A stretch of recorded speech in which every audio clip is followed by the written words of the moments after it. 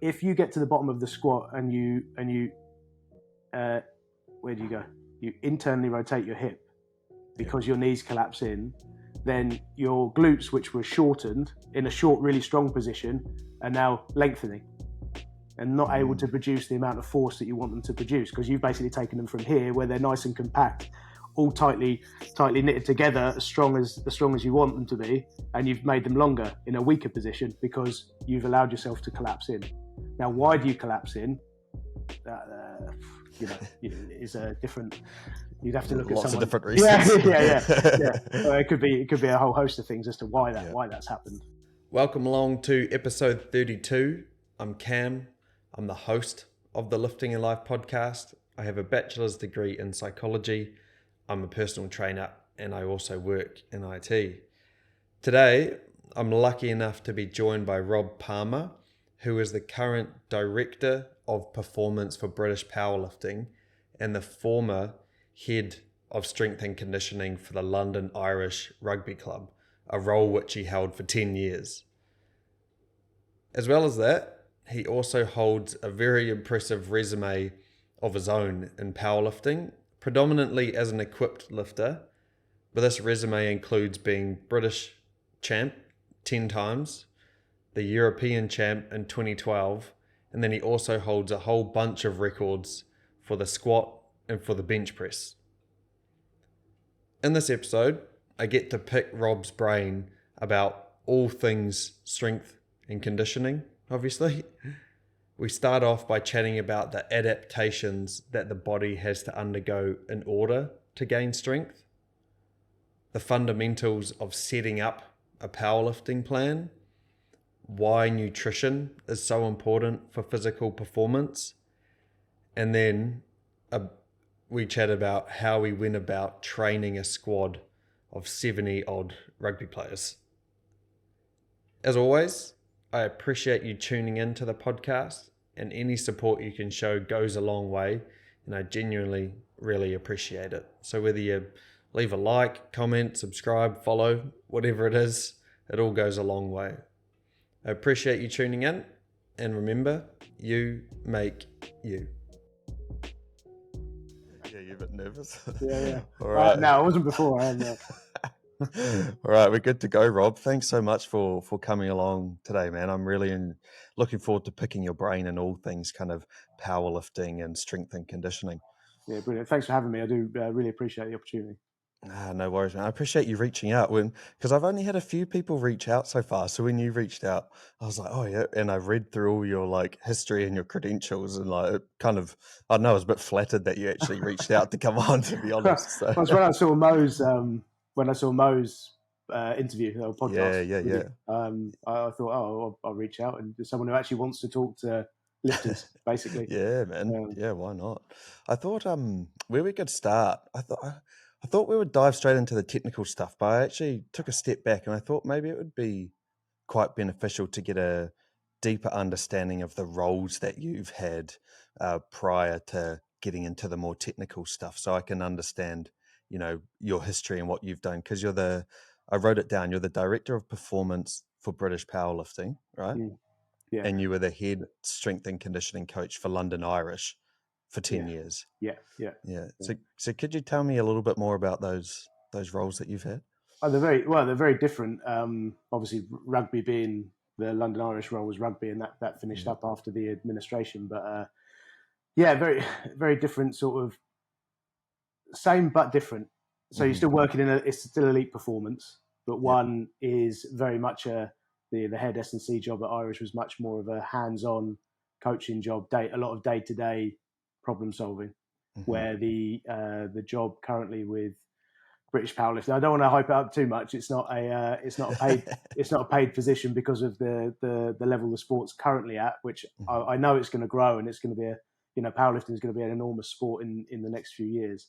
But at the moment, it's a voluntary position, and it's much more of a administration kind of role. So we're trying to put processes in place from a distance. So it's very difficult to be hands on with the lifters when they're scattered across the country. So we're trying to put in place some really robust processes that one for the elite team, and 2 for the junior lifters that come through and they will stick around in the sport for longer and hopefully become the next. And then we've got this sort of conveyor belt of talent coming through. That's what we're after. But yeah, Irish was amazing. That sort of day-to-day coaching is brilliant. That's what what I've always loved, coaching people in person. But yeah, 2 different roles, I guess. Yeah, it's speaking to that powerlifting growing. I don't know if it's just because I've been following it more closely over the past couple of years, but even just from what I've seen on social media and stuff, it seems like it's getting a lot more traction. I don't know if that's purely anecdotal. I've got no data to back that up, obviously, but even just from what I've seen, I feel like it's growing. Well, the membership base is growing every year. So I think that currently there's 6,000 paid members to British Powerlifting. And when I so to put that into context, when I started lifting, oh crikey, I don't know, that sound like a dinosaur. When I started lifting, it was sort of 2007. Oh,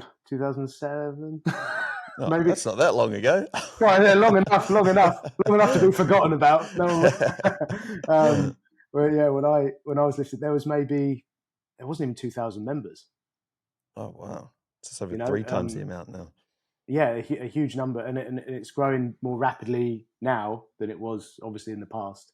And I think there's been a bit of a shift in terms of, so accessibility has changed. So I don't know if you follow powerlifting for a long period of time. When I came into it, if you wanted to lift at the elite level, you had to wear equipment. So you had to wear knee wrap, squat suit. So there's a big outlay of the entry level. The entry point into the sport was very high because of the amount of stuff you needed. Yeah. So you needed squat suits, you needed a deadlift suit, bench shirt, belts, knee wraps. You basically need a whole team. I know people have teams around. I don't know why they have lots of people around them. They've just got to put on some knee sleeves now. But yeah, you needed a whole team around you, or you couldn't train, and you couldn't train properly, and you couldn't lift at the competitions without all these people to help you because of all the equipment. And that just made the accessibility much. It made it less accessible to people who just wanted to strength train. They go, I'm not really into this. Like, I don't want all of that. I just want to lift and get strong. And then the classic lifting started in 2014, I think, was the first. It was called the IP. What was it called? It was called something different. It wasn't the World Championships. It was like a Classic Open or something. They ran that in Sweden, and then from there, Classic was born as a sort of sub sport. And now it's taken off, and I think everyone is now finding it's way more accessible to get into powerlifting. And I think it fits the. So in terms of me, I've only been on Instagram for like 3 months or something. I'm not a big social media person, but I do think it definitely appeals to the social media crowd. Absolutely, man. Because it's more relatable, right? Yeah. So you can film your lifts, and you obviously get a lot of. You don't. Again, all you need now is a barbell, some plates, and a camera, and you can film your lifting and get some really positive reinforcement for what you're doing, which is amazing. Yeah, that technical barrier getting into it, I could see how that would put a lot of people off, even having to like buy all that equipment and you don't even know if you want to get into the sport or not. Yeah. Well, especially if you get it, you can't, because the thing is, it has to be tight. It has to be really, really tight. But what if you can't get, like, when you get a brand new one, honestly, you can't get the thing on. It takes like 3 sessions to get it on. And you're like, the training session was trying to pull the legs up on the suit. You're trying to yank it up. I've only got a pair of knee sleeves, and those are hard enough to put on sometimes, let alone a full compression suit. Yeah. No, it's different level. I mean, if you said to me, "Do you want to put your knee sleeves on or your squat suit?" Knee sleeves is like putting on your pajamas. Yeah, just slip them on. Yeah. But yeah, no, I think Classic's been amazing for powerlifting, and obviously all the great work that SBD have done in sort of promoting the sport and providing the first company really to provide premium equipment for powerlifting, which just changed the whole narrative around the sport. So now it's like, it's really cool to have an SBD belt, an SBD knee sleeves and stuff. I don't know what knee sleeves you wear. You better say SBD. Yeah. Well, that's just like what I saw everyone wearing, right? So I was like, well, I guess these must be the best ones if you've they're the best brand. And I'm lucky. I used to lift with Ben on the team, because Ben Banks, who owns SBD, used to lift on the British team. So I know Ben pretty well, and I remember when we had the conversation about this idea that he had about making knee sleeves, and I was obviously at the time I was like, yeah, man, it's a great idea, because when you go back again. This is where I'm starting to feel really old. I'm like, when you go back and look back at this and look back in the at that. day. Yeah, back in the day, yeah. So I obviously would train, and lots of people would train in the gym we're at, and I'd see people all the time wear weightlifters more. Powerlifters didn't really wear them, but weightlifters would wear knee sleeves, and they wear like they're called Ray bands. Oh yeah. REHBAND. Yeah, and there's still like a sleeve, not a wrap. Yeah, it's like a knee sleeve, not a wrap. But all I would see is they'd wear them. These lifters would buy them, wear them, and they would within a couple of months they would have like shredded or torn, because they weren't like a really high quality premium material. Right. They're sort of made for probably like more of an aging population. You just want to do a bit of activity. Yeah, almost like a rehabby kind of thing. Yeah, a bit like the old Vulcan ones, you know. Yeah. Do you remember those? Now I feel really old. No, what are those? I only just started getting into like sleeves and stuff in the past few years. Honestly, like I've been going to the gym since I was 13, and I'm almost 27 now. So that's why I say like 2007 and stuff. I was almost in the gym at that time as well, but that time I wasn't wearing sleeves and stuff. No, big Kino. But yeah. So he said, "Do you think it's a good idea?" And I was like, "Yeah, it's an amazing idea, because the ones that I currently see people wearing last a couple of months." And he's talking about making like a premium knee sleeve, which they were. And he, Ben puts, and the whole team there, they put in so much work into making these really high quality products. Like I don't know if you have an SBD belt. Nah, I got a Pioneer lifting belt. Don't have an SBD one. Yeah, but they're unbelievable. And they seem like such basic pieces of equipment when you look at them, but I bet you there's so much research and design and sort of reiteration that goes into creating something like that. Yeah, well, I know from what Ben said, the amount of time he spent trying. They had the biggest stumbling block they had was designing the buckle, I think, because it is unique. The buckle's like the sort of USP where you've got so you'd either be able to buy a lever belt, or a 2-prong belt, a single prong belt. They were the two that you could wear. This is like a prong lever belt, if that makes sense. Oh, that's interesting design. I haven't looked at those ones. So with the old school lever belts, you'd have to get a screwdriver out and undo it to then customize it to your size, and then you would close it. So it would literally close on that one size every time. So if you had like a comp fitting belt, even if you were doing a warm up, you'd be like, can't breathe. Yeah. You put the corset on. Yeah. They do like 70 kilos or something. Yeah. But this obviously is a lot more adjustable. The SBD belt is a lot more adjustable. Well worth the money if you've got any spare cash. Yeah, man, I might have to get one of those. I didn't realize it was that good. All right. Anyway, maybe we should dive into a bit of the technical stuff. I was just interested to get an understanding of the roles that you've had. Now, diving more into the technical stuff, starting at a strength kind of powerlifting perspective, could you describe some of the key adaptations the body has to go through in order to just gain strength? Well, yeah, if you look at the most basic adaptation that needs to happen is you need to increase central drive. So central drive being the impulse from your spinal cord. Well, so obviously you get input, don't you, from the weights and the muscle.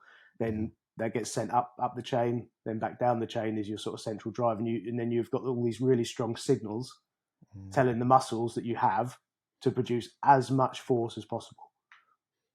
And that's that's literally the fundamental part of being as strong as you possibly can be, is this trying to increase central drive.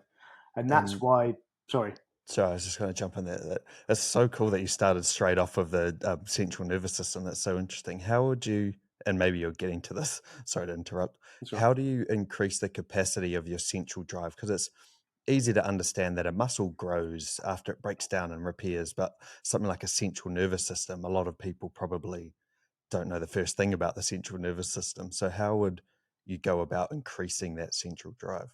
Well, that's so the next point is how you achieve increased central drive. That's why you need to train at higher percentages. So it's a bit of a rule of thumb, isn't it? That sort of at 85% of your 1RM, you achieve maximal motor unit recruitment. So that's a good starting point for saying, all right, if I lift above 85%, I'm maximizing central drive. The adaptation of central drive. I'm forcing my body to try and produce as much force as possible. And obviously, you still go through that adaptation cycle, don't you? Of the sort of gas model. So your nervous system will go through the alarm phase as well, not just the muscles. Everyone thinks, like you said, everyone thinks muscle, muscle, muscle. There's a reason why really small people, really, actually not particularly big muscles, can still produce enormous amounts of force. It's because they have this huge amount of central drive from the nervous system because they train incredibly heavy. And the hard thing to achieve, and that's why, again, do people laugh at it? I don't know if they laugh at it or not. When people go, obviously go a little bit like nuts when they lift. They get really hyped up when they lift. That you need arousal, don't you? You need a huge amount of arousal. And people go about it in different ways. Some people are relatively there's like this sort of quiet rage. And some people are shouty, but it's different folks for different strokes. Like different strokes for different folks. Sorry. That's right. And whatever gets you into that state where you're incredibly, your arousal level is incredibly high, but you haven't fallen off the bell curve. You haven't come down again. It's like the optimal state of arousal that you need to get at the right time, right? Yes. But powerlifting is a little bit different in that, and I don't want to downplay the skill element of the sport, because it is, when you get to the top end, you have to be incredibly skillful to be able to lift those weights. But across all sports, it's probably one of the easier ones in terms of skill acquisition. If you look at it across all sports, not saying it's easy in its own right, it's very hard, but compared to all sports and everyone who looks at skill acquisition, it's on the easier end of the spectrum, because they're relatively closed skills. So you there's a less range of skills too, I suppose. Yeah, you've got 3 disciplines, haven't you, to master? But you get, and because of that, you can then allow your arousal level to go probably a little bit. Your bell curve will be different, essentially, because everyone sees the bell curve and it's the same graphic, isn't it? It's this coming back down. But if powerlifters probably have a bigger bell to work with before they actually drop off the edge, you probably have to literally be like, frothing at the mouth to not get what you need. Yeah, and the duration of the actual competition too. It's not like a 90-minute long game or something like that. So it's a different modality in that sense as well, I guess. So that's a skill that what you say there, that there is a skill in that as well, like managing arousal level. As in, you have to be able to come in and out of it. It's you can't waste all that sort of energy before you've even lifted and in between the lifts. You have to learn, and that's something you learn obviously as you lift for longer, that you just need to drop in and out of it. And you almost become a bit it's like being a bit of an actor, sort of get into character. It's the different personas that you have. I remember in PE, I took advanced PE, and we were looking at the All Blacks actually, and them doing the haka before the game and its effect on arousal, and whether or not it was more beneficial, or were they peaking their arousal too early prior to the game. I found that quite interesting. So it's cool that you... What did they conclude? Or was it just a thought? I can't actually remember what the conclusion was, but it was more of a discussion. They've won more test matches than any other team in the world. So maybe imagine, that's a secret. Everyone should have a haka before they...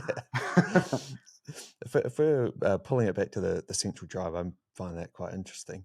If you were to take a perspective, obviously you've worked with elite level athletes, so I'd be keen to explore that in a bit as well. But maybe if we were looking at beginners right now, if I was thinking, okay, I've been training in the gym maybe a year, maybe 2 years, and I'm wanting to get stronger, and I hear Rob talk about the central drive, would you say that's still as important for them to factor in and focus on right now, or are there other things that you would focus on depending on your lifting age?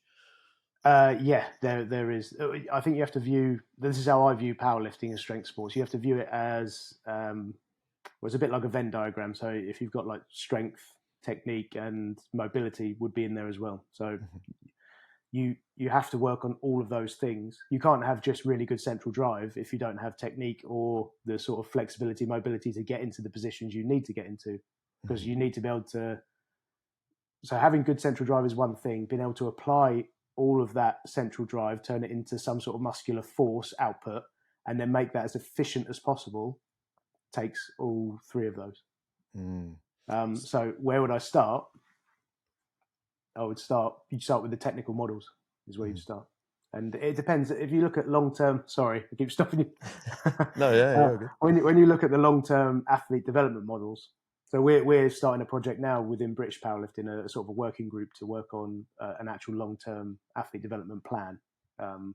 But if you look at some of the weightlifting models, and then you look at there's certain periods of time where it's going to be absolutely fine just to focus on strength training, and not they focus on more strength training than technical training because of they call it peak height velocity. So there's a certain period when you're younger, you get peak height velocity and you grow. I never did. I stayed at about 5 foot tall. Yeah, never had that terminal velocity. No, it never peaked. It was a very slow snail's pace. I say to him, I'm still waiting for my You've hit the velocity soon. yeah. But yeah, the peak height velocity, and then when that happens, technical skill becomes much harder to achieve because you're not in control of your body anymore. Your body's growing at such a rapid rate that you can't really coordinate it properly. So during that period of time, change the menu, make it very simple, and gain lots of strength.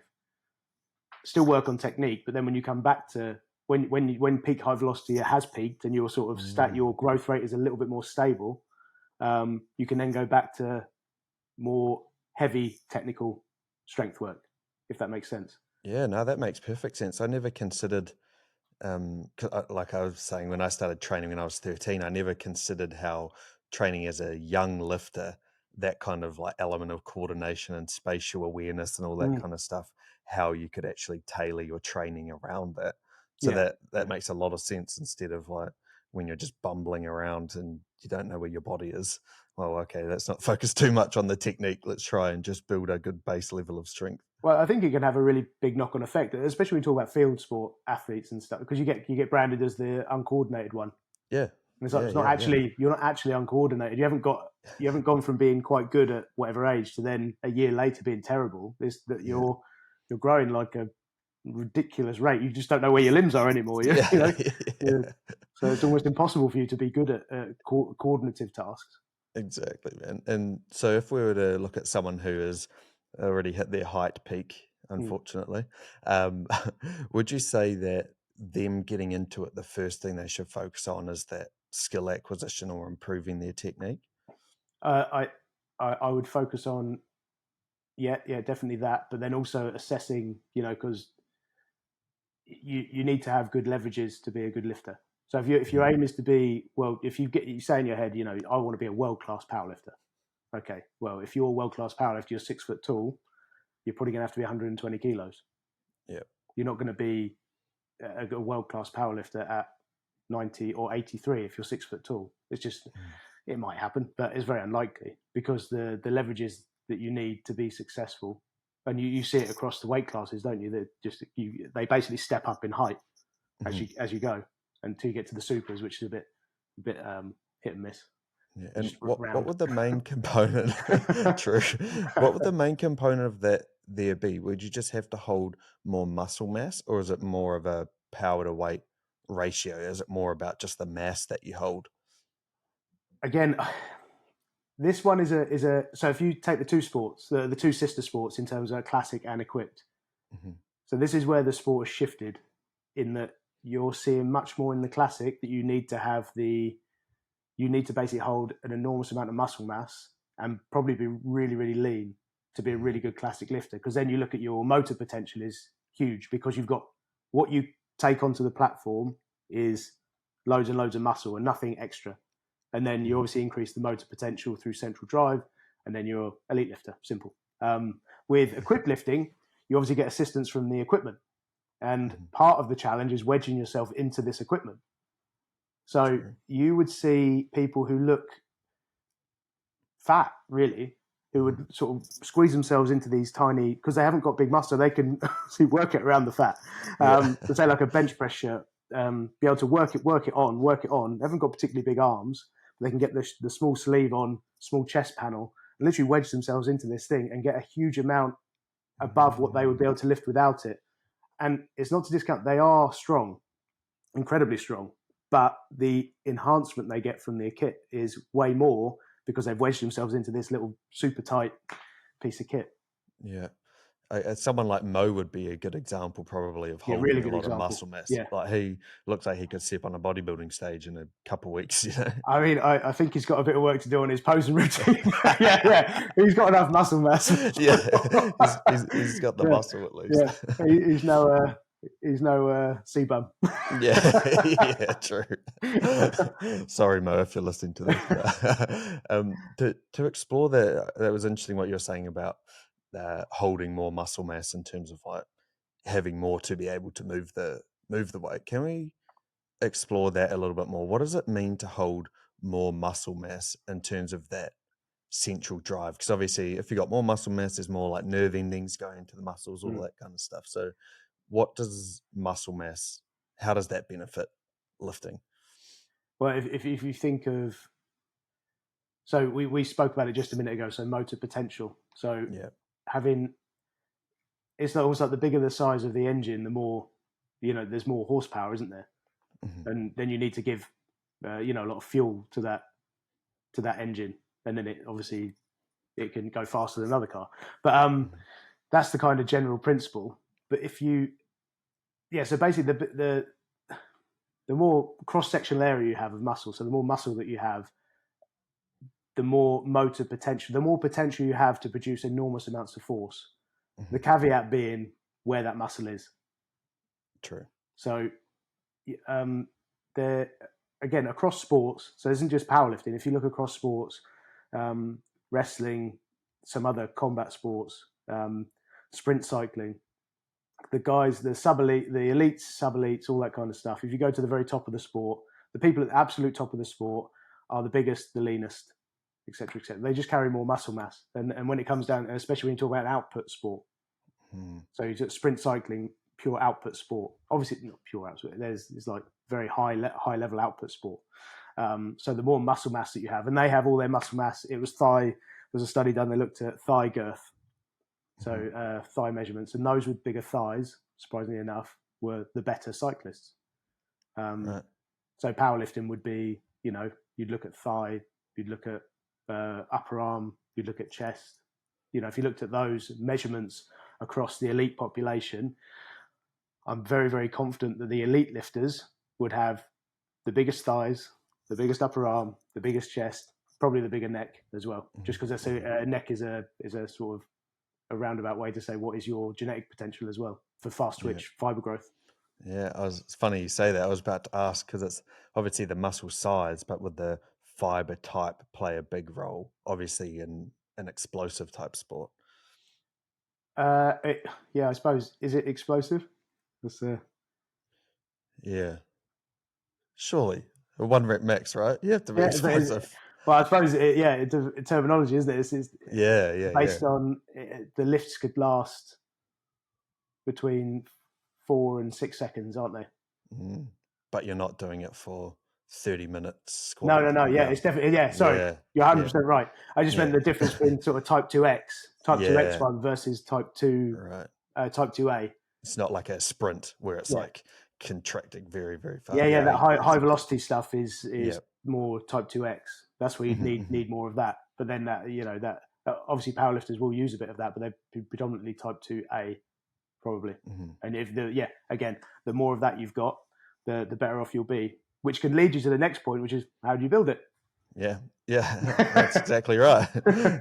So how do you build it? Then you start looking at your obviously the total volume that you undertake in training.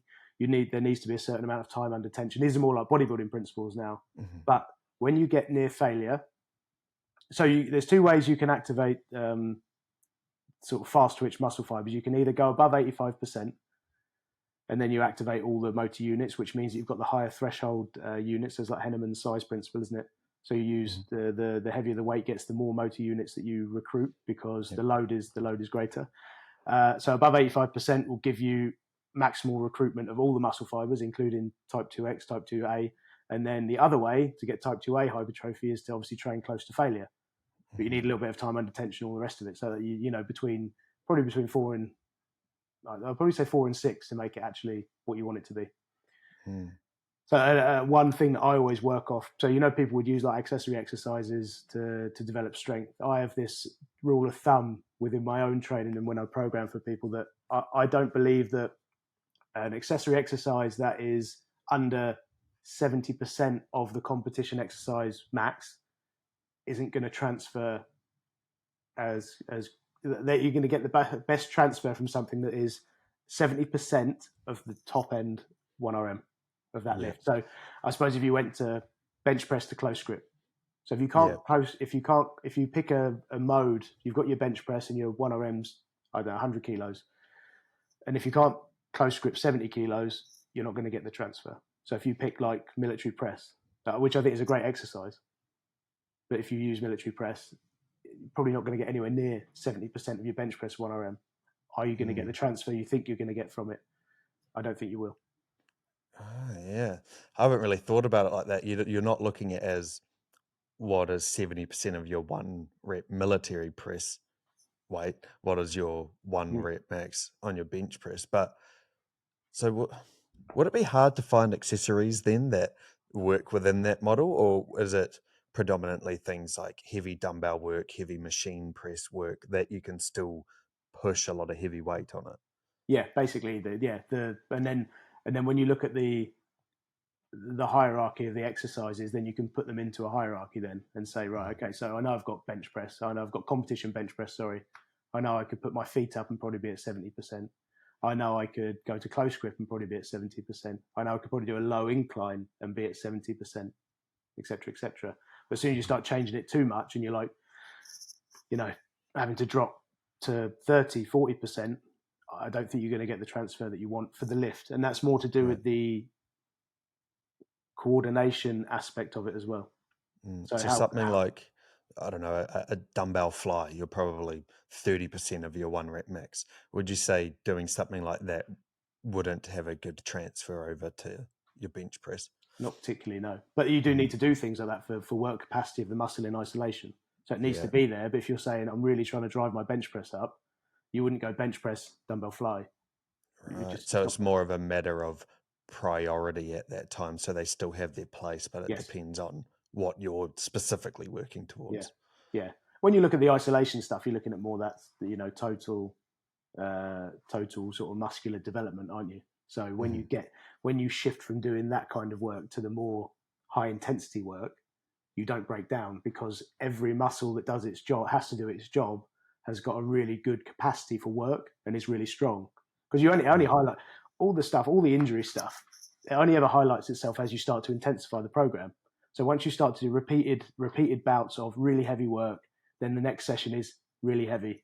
And above 85%, and you're working at that really heavy, you're really trying to push the needle to make yourself to be that new sort of version of yourself further down the line. That's when you start breaking down. But that's all future proofed from really early in the training cycle. You future proof it with all the isolation work there, and then you basically just take it out. Ah, that's interesting. So if we were to maybe draft up a hypothetical plan, let's say it's a 12-week or a 16-week block, maybe you decide the time because you're the expert, I'm not. How would you typically phase a training block working up? Let's say they're working towards a competition and you have as much time as you want. How would you typically build the phases of a training plan? I'll probably go off. If you said you had carte blanche to have as much time as you really wanted to have, say 10 years. No. 10 years to get ready. Perfect. No. Yeah. Sign up to my 10-year program. £20,000. No, it would be 20 weeks probably. And then I would, if you had 20 weeks, you'd spend the first sort of 8 weeks. 8 to 12 weeks would be what? So then you have to segment your training, don't you? Into so you've got categories of training. So I really like the terminology, the sort of Bondarchuk. Is it Bondarchuk? So the block periodization terminology. I like that terminology because it makes, in my head, if you said to me what it is, which is accumulation, intensification, realization, done on a cycle. Obviously, their method is slightly different. It's for sports, so you're working on these, like you said, hypertrophy, strength, power, aerobic conditioning, you're working on those factors and you're playing with the variables as you go through, and then allowing for the detraining effect not to take effect too much, understanding what the detraining timelines are before you hit it again. Different in powerlifting because the goal is maximal strength, so you've got one goal. But I love the terminology, makes perfect sense. So accumulation, you'd have 8 to 12 weeks of accumulation in different blocks. So they'd have different they'd be organized slightly differently. You'd maybe have a phase that you call like foundation at the very beginning, which again is working on all the small things. You'd even do, if you had that sort of 20-week time block, you'd do things like your, you really make sure your rotator cuff, your hip motor control, all that stuff is all covered off within that. So you do a lot of really low level stuff as well. And then obviously as you go through, you start specializing a bit more. But 12 weeks maybe of accumulation split into 3 blocks, some intensification work, and then right at the end, realization, which could be anywhere between 2 to 4 weeks, I think. And that just depends where you're at and how aggressive the taper needs to be, or unaggressive it needs to be. But that comes down. That's the art of coaching. Yeah. I never like to put subjective. Very, very much so. Yeah, because your every session, and as you get closer, is right. Okay, what was that session like? What do we need to adjust and tamper with just to make sure that you are on comp day, you are hissing. Yeah, and I like how you load it with that prehab work too, to almost like prime the joints in the body to make sure it can actually cope with the heavy stuff that's going to be coming in the coming weeks. Yeah, it's I'm sure people do it. I just think the common, I've read pretty much every text on powerlifting programming there is, and no one really talks about that. They talk about work. So yeah, powerlifting generally when it comes to programming is talking about the functional capacity of the muscle and a bit on technique. But that's because the technical things are really hard to put across in, say, in a book. Yeah. It's really hard to get technical models and understand technical feedback when everyone's built differently. So you can give like a general technical model, you've got to do X, Y, and Z, but you're not going to get into the nitty gritty of how someone actually moves, what stops them moving that way. But what's going to be the optimal technique for you based on your limb lengths and your joint restrictions. Yeah. How would you say poor technique, or not even poor technique, but how would you say technique affects your maximal lifting capacity? Well, I think hugely. Yeah, because it's an application of force. I always think of application of force in sprinting terms. So sprinters have to be able to apply. You watch how sprinters run. There's like a model to sprinting, but they all sprint differently. Yeah. And that you're trying to look for those common themes within it, and then you're trying to get those. But you never see a sprinter run badly. No, because you can't apply it. You can't apply the force. You could have the best vertical. You could be the most powerful guy in terms of the stats. You jump on a force plate. You've got the highest vertical jump. You've got you can jump the furthest. You can lift the most weight. You can Olympic lift the most weight. So you're the strongest, most powerful human being on planet Earth for all the sprinters. But you don't know how to apply any of that to the ground. You're not going to win any race. Yeah, and it's the same with powerlifting. Yeah, I was listening to a podcast the other day with Paul Attia, I think his name is, and he was describing it like power leakages. And I could imagine it's quite transferable to powerlifting. If you're slightly more leveraging it through your spine instead of like your hips or your glutes, then that could be a massive power leakage as a negative impact on your strength. Yeah, definitely. Yeah, I think if you looked at it in lifting terms, then watch someone whose knees collapsing when they squat. So you could have on a leg press, you could have the best, you could have the best leg press in the world. You could be the strongest person on leg press who's ever lived.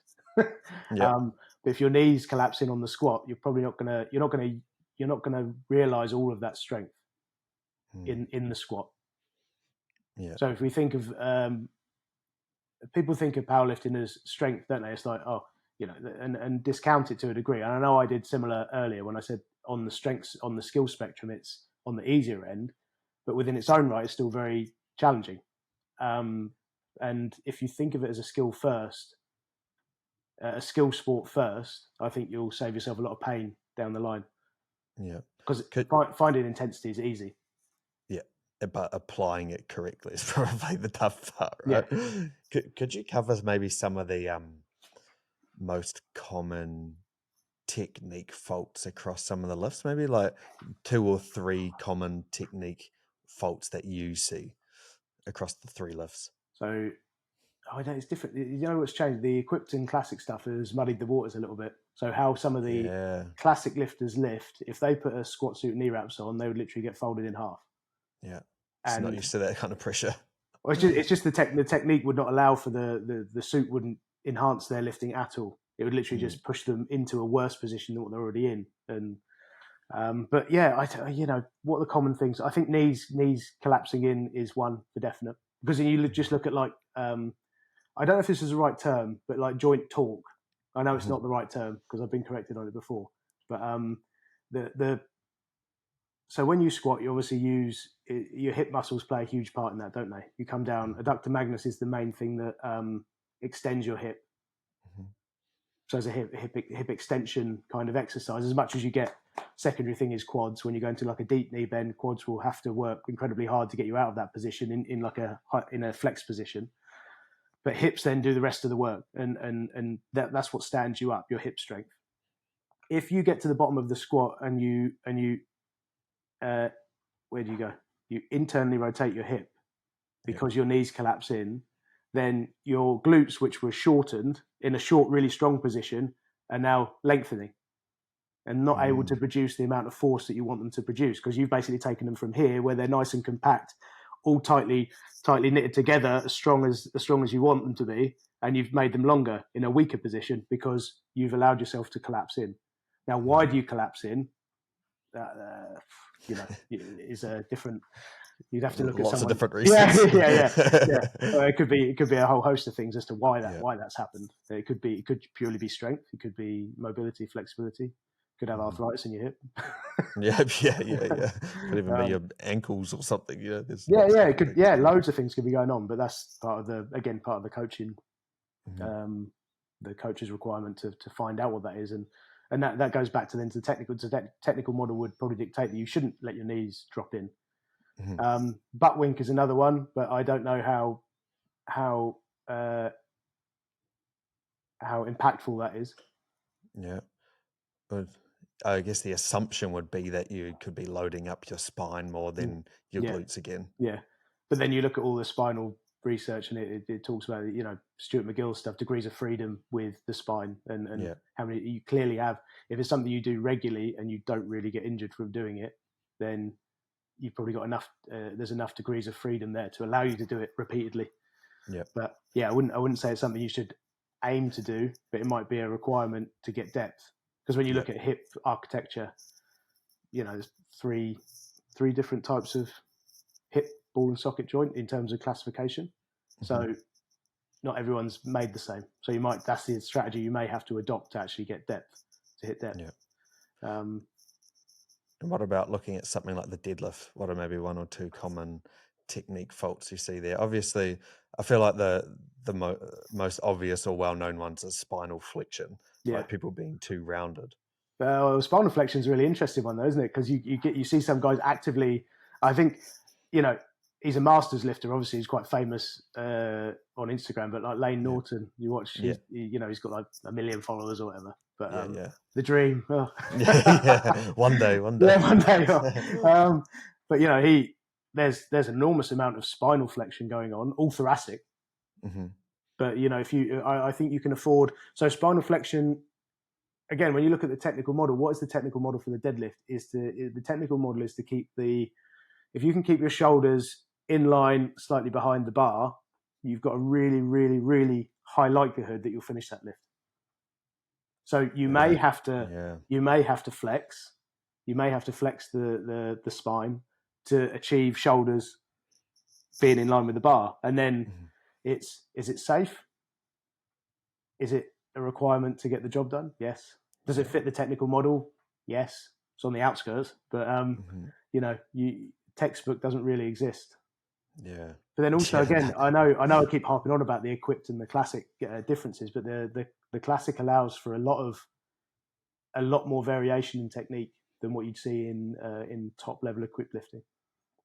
Is that simply just down to what you can do with the equipment and what kind of positions it allows you to get into? Well, it's the positions you have to get into to maximize what the kit can give you. So it's just slightly different. I mean, I notice it with my own deadlift training. So if I wear the suit, I'm probably going to take a slightly narrower stance and sit into it a lot more to get the spring, to get that kind of tension through the suit. And then all you're trying to do really is drive yourself into that position, remain upright, and then you get a lot of kick out of the suit coming out of the hole. With classic lifting, you see a lot of the guys, they're holding their hips a lot higher to create the tension, because if they don't have that, they can't sit into it like you do in a suit. So they're trying to create loads and loads of tension through their posterior chain to then move that weight off the floor initially. Seems like it's like elastic potential in the suit versus in your body. Yeah. And then obviously then you lose it all halfway up. It doesn't give you anything. You're like, oh my God. Oh shit, what's this? This has got really heavy, really quickly. And what about the bench press? Maybe it might be more difficult to generalize for the bench press, but are there common technique faults that you see in a bench press if we're looking at things like hip positioning or shoulders or? I think so. I've been doing some work because I do a little bit of performance therapy stuff as well, which is a bit of hands-on treatment alongside some technical advice as well on the lifts. And the biggest thing I've seen is the people just really don't pay enough heed to bench press technique. Full stop. Yeah. Like it's like I think, and I chatted to Dean Bowering about this, who's the head coach of the equipped team. I think it's down to the fact that in classic, the bench press isn't the determining factor. So it's squat and deadlift. If you've got a big squat, big deadlift, then you're in the mixer. The bench press is sort of like the interlude. It's when everyone goes to the toilet. But I just think just the whole package really at the moment. I think is there a common thing? People aren't working hard enough to get their feet far enough back to make sure their hips are high enough, as in the league. So pushing the boundaries of what the technical laws allow within the bench press. So what has to happen? Your feet have to be flat. Your bum has to be in contact with the bench.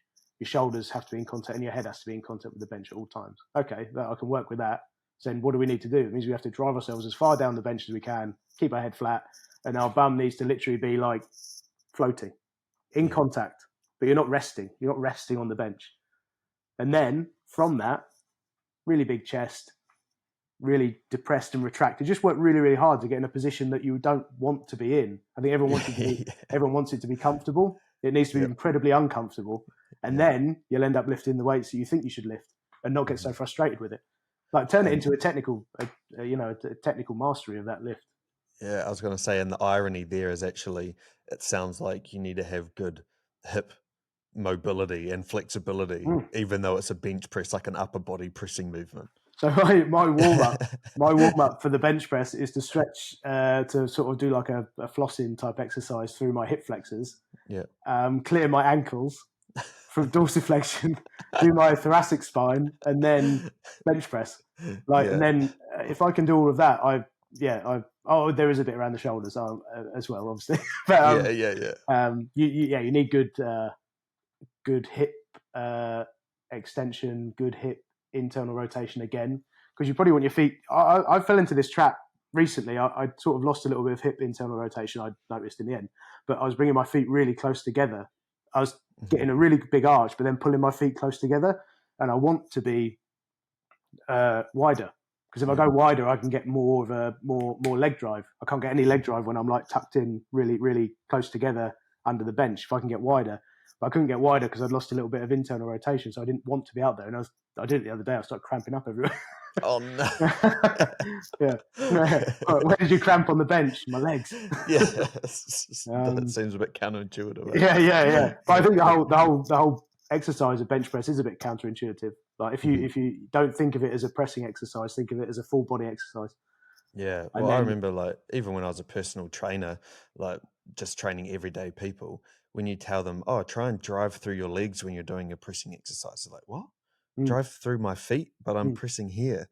and then it makes a massive difference, but it just doesn't seem very intuitive for people when they're just pushing their hands away from their body. Yeah. You're actually driving it, aren't you? You're physically driving the weight away from yourself with your legs. Very hard to get your head around. And I've said it out loud. It doesn't make any sense. No, at all. But yeah, I think the bench press is an area where there's only a few that I see who are really trying to maximize what they can get out of their bench press. And then those that. So again, going back to what we spoke about earlier with so what makes a top lifter? Someone who carries loads and loads of muscle mass, really lean, generally speaking, and great technique. So loads of muscle mass, loads of central drive, great technique. You'll be a really good lifter. Cool. Sounds easy, right? Yeah, sounds pretty easy. Yeah, a bit of a genetic lottery in there as well. Yeah. But with the bench press, you see, it's like people want to go down one of two routes. They either want to be this technical master and they've got no muscle mass, or not much, or they want to be like loads of muscle mass, but they're almost like completely flat. And then it's like do both. Yeah, it's almost like you would lean towards what your strengths are. And then they sort of double down on that one thing. Yeah, where I think you can go right. I want to be both. And you'll be incredible at bench press. Yeah. When it comes to the advanced lifters, in your experience, maybe it's going to be a difficult one to generalize, but if an advanced lifter came to you and they wanted to increase their 1RMs or increase even their rugby performance, let's say, and they wanted to increase it, what are some of the things that you look at? Because when a beginner comes to you, you could do almost anything and they're going to make some kind of progress. But when an advanced level lifter or sports person comes to you and wants to increase their ability, what do you typically look at? I think it's having a good process generally. So not necessarily saying straight away off the bat, I'll say to you, I will look at X, Y, and Z. It's sort of, it's kind of using your, I've been coaching a long time. You sort of use your coaching toolbox a bit, and you do a bit of, you question them. So the first point of call is to actually have a really good conversation with them about why would they come to me anyway? Why would they come and chat to me about? There's something they're not happy with, something that's not going quite particularly well. I think with a lot of the elite lifters, I spoke about it a second ago, but like that kind of genetic lottery, you're talking about proper 1%ers. There's a reason why these people are at the top end of the sport, and there is hard work in there. Obviously, there's hard work, but they are genuinely a bit freaky, and they're not your average person just wandering around. Like they're sort of destined to do some sort of strength power sport. So like the thing they tend to have is that they can't stay healthy. Right. So I'd strip it right back to the beginning again and find out, is there a technical deficit that's leading to these repeated bouts of injury? Is there an isolated strength deficit somewhere? Is there a joint restriction somewhere? And basically do a full investigation into them, and it's sort of a bit like an MOT, a body MOT. And then bring them to the garage. Could be something as simple as their lifestyle, couldn't it? So their lifestyle could be atrocious, and they're completely unaware that sleeping 5 hours a night is a terrible thing to do if you want to stay fit and healthy and get really strong, or get stronger than you are. Is that a perspective that you take quite often? Is that holistic view rather than just looking at in isolation? Yeah, definitely. Yeah. Because again, they're going to be good. Yeah. But it's when you're talking about being, top 3 best in the world, then you have to really dig a bit deeper. I wanted to, maybe because we're here now, I wanted to ask you about how nutrition impacts performance. So part of that holistic picture, you mentioned sleep, and obviously there's going to be like stress and other lifestyle factors. A big key one is nutrition. And I feel like powerlifting has this stereotype where you do a set and then you go get a pie or something and absolutely go get some McDonald's, come back, do your next set. But when it comes to obviously performing at a high level, how does nutrition impact your performance? Well, the nutritional demands of powerlifting are a little bit different because of the amount the amount of work you have to get through is not as high as a lot of other sports. So, how many lifters are actually training more than 4 or 5 times a week for a couple of hours at a time? It's not a huge amount. When you work in pro sport, it's people are training 2-3 times a day, and then also playing a competitive match. So obviously the nutritional demands are really, really high. They have to consume enormous amounts of food. I think the protein obviously is a because all you're trying to induce all the time is sort of muscle damage. That's all the exercise that you do is muscle damaging exercise. So making sure that you hit those targets, which oddly enough, I think people find incredibly hard when you actually lay out in front of them. You say, right, you've got to eat 2.2 grams of protein per kilo of body mass. Like, I can do that. Okay, every day. And because if you skip one meal, then you try and catch up. Like you just can't, especially with protein, man. Like it's understanding the rules of the game as well, isn't it? Once you go beyond sort of 60-70 grams per sitting, you're not using that extra. Yeah. That's gone. No, you're not using any of that. You're done. So you can't just backlog it, and you have to have them regular feeding times, don't you? And all that. Sort of mTOR pathways and all that kind of stuff. You want to activate it, whatever that means. Science. Yeah, science. The protein requirements. When it comes to other parts of nutrition, supplementation. So I'm always amazed how many people don't take creatine. In an athletic population, it's a bit like creatine leads to injuries. Well, that was more in rugby. I don't want to get. I just strain my hamstring. I'm like, what? Really? What was the idea behind that? Because creatine's like one of the best supps you could be taking. Yeah. So I think when creatine first came out, obviously people recommended the loading phase. It's not necessarily recommended as much anymore. It's more like just make sure you take your 3 grams or whatever per day, or whatever 5 grams per day, which is not a lot. They were talking about taking like 30 grams of creatine and then drinking an enormous amount of water to saturate the muscle cell with creatine. Right. That was the original practice. So everyone 30 grams. That's like a protein scoop. Yeah, I know. Yeah. So it's huge amount of creatine, and then you do like a loading phase, which is like 10 days. So you'd have athletes doing a loading phase, and then I don't know, getting injured maybe because of that, mate. Who knows why? But then attributing the injury to the fact they did creatine, and they were obviously because they're consuming enormous amounts of water and enormous amounts of carbohydrates, enormous amounts of water, enormous amounts of creatine, basically just trying to saturate the muscle with everything that they can pump into it, and then step on the scales and they're a kilo or 2 up. Yeah. And they're like, because I was heavier, maybe. So maybe you need some electrolytes and all that water that you're drinking. Yeah. So there was that. So creatine being one. I think it's obviously changed a bit now. I think most people take creatine. So zinc, magnesium, any sort of anti-inflammatory kind of supplementation, fish oils. So having a balanced diet is obviously important. Making sure that there's something. You got some protein, you got some carbohydrates. I wouldn't necessarily go overboard with carbohydrates as a powerlifter unless you are like moving up the weight classes, and that's your additional calories. Most lifters in the classes up to, I'd say even up to sort of 120 really, you want to be within reason, as lean as you can be, and carry as much muscle mass as possible. So you don't want to go overboard with consuming tons and tons of carbohydrates as extra, just for extra calories. You want to get that in with protein and fats predominantly, probably. And then,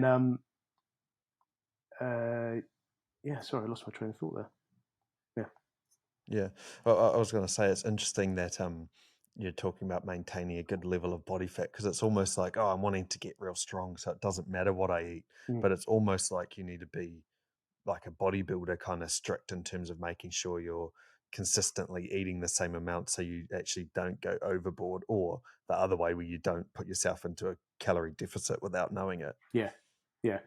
So really important you need to be on top of it. If you want to, again, we're talking about the elite population. So you want to be the very best in the world. You can't be, you just won't make it there if you're not in, if you're not carrying as much muscle as you can within the weight category that you want to lift in. So most people should be heavier than their weight category. Yeah, as in their training weight, and then you just strip what you need to strip going into it. Yeah. I don't know if we want to dive into too much of that tangent, but I do find it an interesting topic. How far would you say is too far above your competing weight. Right. Yeah. I think you 'Cause can. I think you can move between weight classes. Yeah. One Yeah, weight true. class. I think you can do that. And obviously they've changed the. Doesn't help. They keep. Well, they've changed the weight categories in the last 10 years or so, or more than that. But they used to be a bit narrower. There used to be 12 weight categories. There's now Right. 10. So Yeah. they used to be a little bit narrower, which would make it a little. So it'd be like for me, it would have been like 82 and a half, 90, 100. You know, you look at those and you're like, okay, not too far apart. Now it's like 83, 93, which is 10 kilos. Next one is That's a 105. lot. 105. Especially if you're wanting to hold muscle mass getting Yeah, into that yeah, one too. yeah. So yeah, it's Yeah. just and then goes back to, I know I joked about it, the sort of 10-year prep, but that's why you're looking at it is a 10-year project, because you're not going to build the muscle that you need to build to fill out in the weight class and be the body composition you want to be. That's not going to happen in 2 years. No. That's going to happen in 8 to 10 years. Yeah, if you can stick it out. Yeah. That's the thing. And not get too badly injured along the way. That takes you out. Yeah. If we could change tack a little bit, it would be a shame not to explore your rugby knowledge here as well. I didn't play too much rugby. I played for a year or two, but Yeah. it's always been a personal interest of mine, and especially the training aspect of it, because it's so different from powerlifting in the sense that they need to be very cardiovascular fit, obviously, but also holding mass and being very strong, clear advantages as well. So when it comes to training rugby players, how do you manage those elements of a rugby player to get them performing at their highest ability? Right, so it's like an 80% sport, isn't it? You Yeah. can't be. No one's 100% fit. No. Or 100% like, oh, I'm so ready. I'm Yeah. peaking. No one peaks. Yeah. Yeah, it's very. It's more of a, again. It's having a process. You need to have a process where you tick off all of the main things that you need to be a good athlete. So there needs to, like you mentioned half of them there. Like you know, cardiovascular, aerobic fitness, anaerobic fitness. All of that stuff needs to be there. You don't ever do one and sacrifice the other.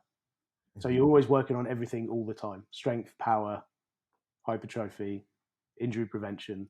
It's all happening all the time. Yep. And it's all to do with, for me anyway, rugby, putting together a plan for rugby was about, it's almost like a jigsaw. But the pieces almost fit in different ways. So you can build the picture 100 different ways, but you've only got a certain number of pieces that you can do it with. So you're trying to get these pieces to fit, and you're basically just building this puzzle, building this picture with all the stuff that you have in front of you. So you lay it out on the table, and then you try and put it all together where it fits best, based on your group. So based on the team that you're working with, the league that you're playing in, going down to the individuals, because it's not a one size fits all plan. It's, you know, we had 70 players Irish who were included. That's a lot of people. So that was the senior team and then the senior academy. So including all of those, and they would all train as one big sort of collective. So you're trying to manage 70 people. So you need a really sort of robust process where you say, we need to get through this, and this through every week. So we need to cover off all that every week.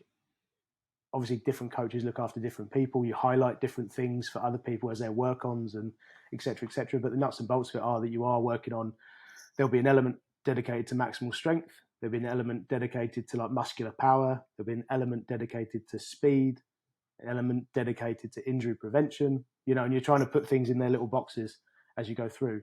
Where they go is again, I go back to the sort of art of doing the job. That's the art of doing the job. There's no right answer. There's no right or wrong answer. It's what's the most optimal place for this to go for this group of players or for this individual, based on who we are, who we're playing, who we've played, etc., etc. And I suppose the element of periodization would probably fit into that jigsaw puzzle, kind of like it does for powerlifting, depending on the season that you're in. Yeah, kind of. I mean, it's more of I always found with the planning, the periodized plan is governed by the fixture list and the competitions that you're moving in and out of. Because I know, we would have had obviously domestic league, the Prem Cup, which is like a sort of tier below. Then you've got like Europe, which is a tier above.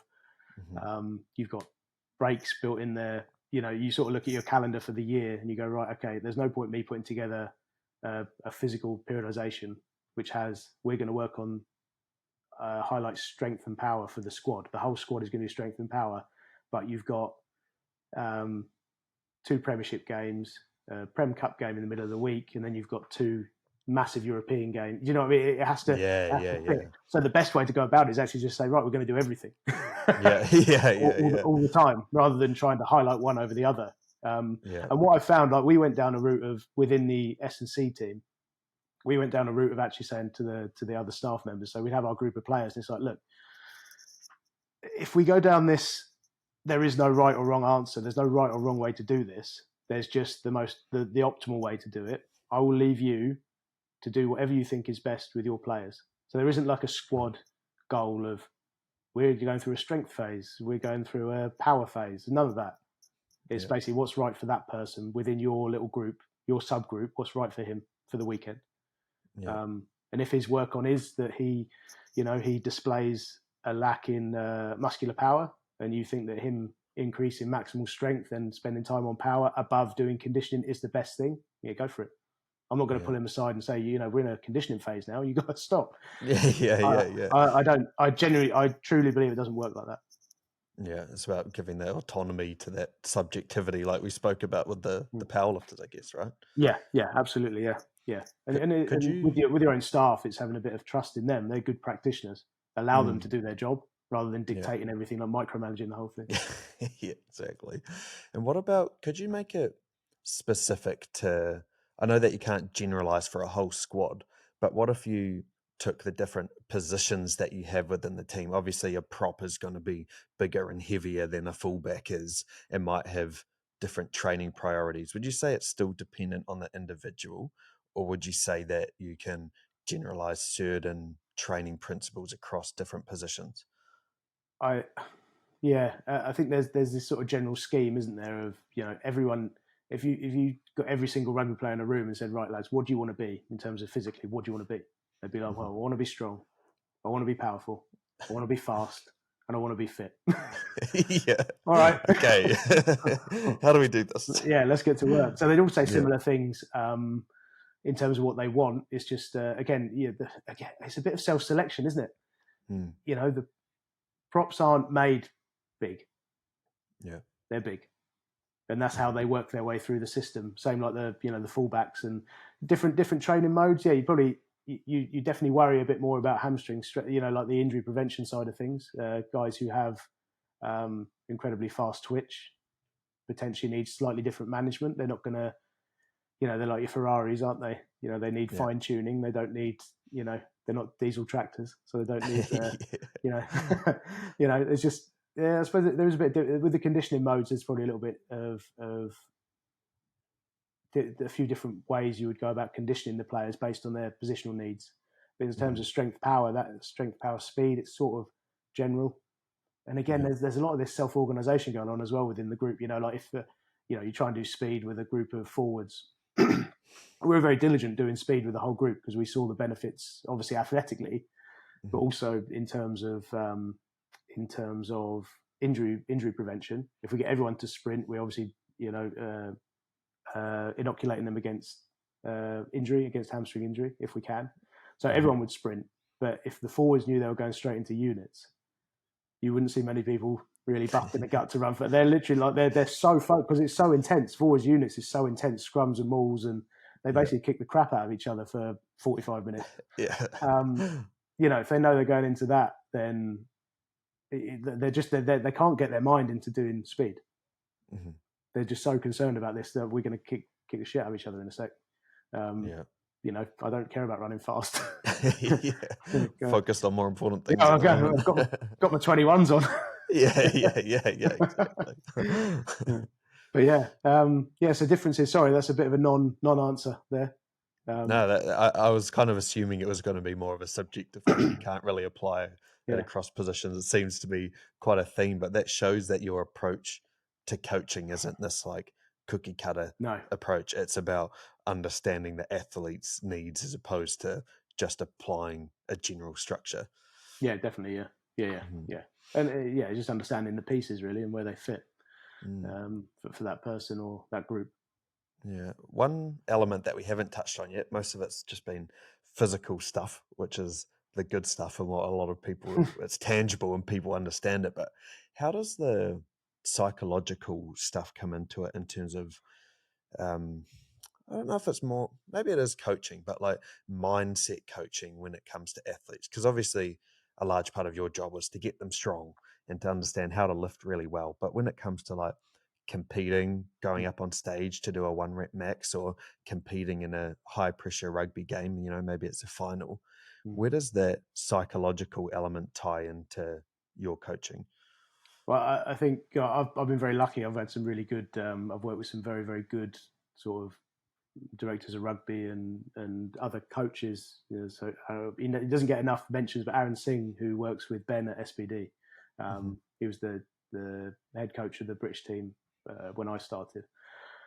The common themes across all these people who are so successful at what they do is they instill an enormous amount of belief in people. So you start to believe yourself that you are capable of these things, that because everyone has doubts. You'd be a lunatic to think that I'm gonna, everything that you do is going to be amazing. Everyone doubts that they can actually do it. Do I have what it takes? Am I good enough? They're better than me. Like all the very best coaches have all tried to instill an enormous amount of belief in, when they work with me and the people they've worked with, that you can do things that other people think aren't possible. And just to genuinely believe in yourself, and then start with belief, and then so many good things come off the back of it. Because it's very, when you've got belief, you can find motivation, you can find grit, you can find your way out of so many tough spots because you believe. And it's like, it's a little bit of, there's a bit of brainwashing going on, don't get me wrong. Got to be realistic a little bit. But I do think you have to live, you have to be, so you need belief that you can do anything, but then you need to be critical enough afterwards. When it doesn't go right, why didn't it go right? Not just to think, blame someone else, or look over there and say, that didn't go, that's their fault, that didn't go right, that's his fault, that didn't go right. It's to basically look inward when it doesn't go particularly well, and then find solutions. But at the bottom, at the end, believe in yourself. I know it's very cheesy. It's like Ted Lasso. It makes sense though, man. But it's true. It's so true. Like that's a great program. But like, it's so true. Like once you've got belief, that so many good things sort of downstream from belief. But and especially if you made it tangible, imagine stepping onto the deadlift platform with a new PB sitting on the bar. If you don't have 100% belief that you're going to do it, I feel like you're not going to do it. If there's 1% of you that doesn't think that you're defeated, aren't you, before you even get on there? So, but then and then if you work back from that, how do you put yourself in a position to lift those weights? So you need to be, you need discipline, you need grit, you need motivation, determination, all those things through the training process, and that comes from having belief that you can do stuff. Because then you start to go, I can get through the training. I need to do the tough training. I can get through the tough training because you believe that you should be, doing all those things. Yeah. Have you ever worked with a sports psychologist or anything like that? Oh, we had a really good one at Irish, a guy called Mike Roberts, very, very good sports psychologist. But yeah, I haven't personally. I'd say I've personally worked with Mike, but not from my own sporting needs. We worked as a team, so we do like group performance team sort of. We called it mindfulness and mental skills at MMS. So there's a lot of sort of self-reflection, people talking about their experiences, a lot of sharing and stuff like that. It was very good. I've never really worked with. There's a lot of stuff I hear people talk about, which I think as a lifter, when I was lifting, well, I lift now, but like when I was lifting at the sort of at my peak, I sort of had I had things like that instilled in me anyway, that people talk about as being really useful. I didn't even realize that I probably had them. It's almost like a a gift. You could be gifted physically, but also being gifted psychologically Yeah. would be a massive benefit as well. Yeah, having like resilience and sort of grit and willing to, that I think one thing, doing training when it's easy is easy. Training when it's tough. They're the sessions that training when you don't want to train. When you're tired, when you're not really that motivated, don't really want to do it. They're the sessions that really are worth. They're worth 10 times what an easy. When you feel so up for it, and that only gets harder as you get older because life just gets in the way as it probably should. Yeah. What do you tell yourself on those days, or what gets you to the gym and gets you training when you don't feel like it?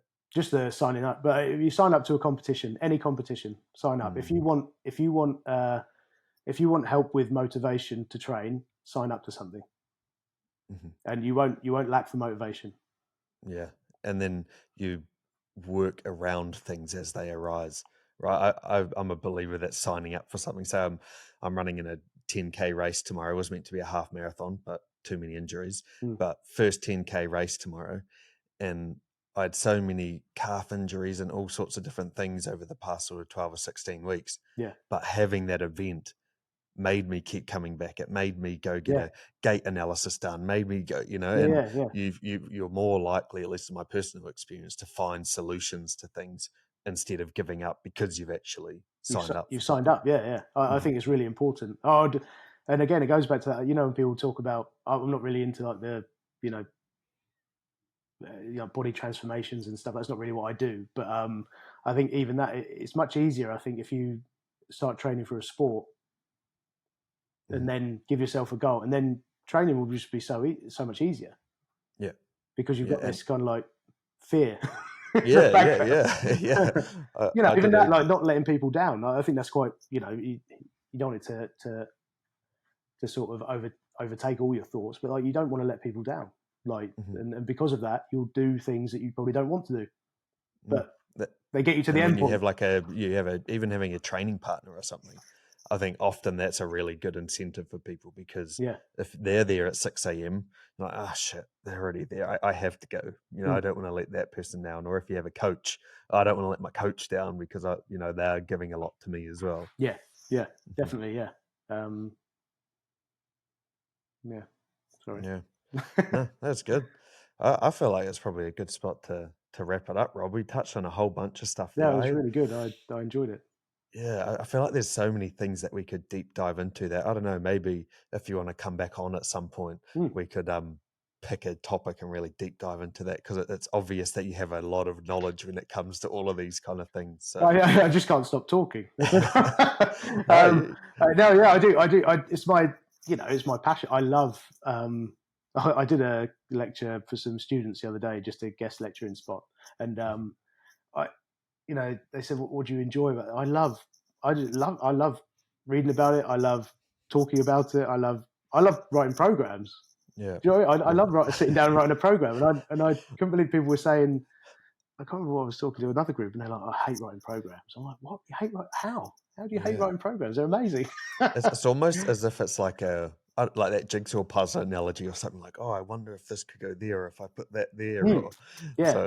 I don't know if it excites me, but I can see where the excitement stems from. It's like a problem solving thing. Yeah. Well, I remember we did a thing before. A guy was like, it's a bit like a philosophy kind of document we did for the department, but it was like, well, what are we? We're like investigators, basically. S&C coaches are like investigators. Yeah. You're trying to find holes and problems within the athlete, within the system that you can investigate, you can find the solution, you can make it better. So I'm basically Sherlock Holmes. Yeah. Long story short. Yeah. If you want to say it like that. Yeah. If you take anything from this episode, is that you're Sherlock Holmes. Right. If people want to find you on social media and follow sort of what you're about and your coaching and stuff, where is the best place for them to find you? So at 9for9 Strength is my Twitter handle. Very recent because, like I said, I've not been on social media. I don't really know how it all works, but well, I've noticed your Instagram has grown quite a bit even since you messaged. I figured you must have just started it because I scrolled to your first post and it was it like July or something, right? It was maybe the 29th of July, maybe. I did it. Yeah. So I'd highly recommend people people follow your stuff on Instagram or on thanks Twitter. very much. Yeah, no worries, man. Thanks again. No worries. And yeah, hopefully we can do another one. It'd be great. Yeah, absolutely, man. I'll be keen as. Cool. All right. Thanks.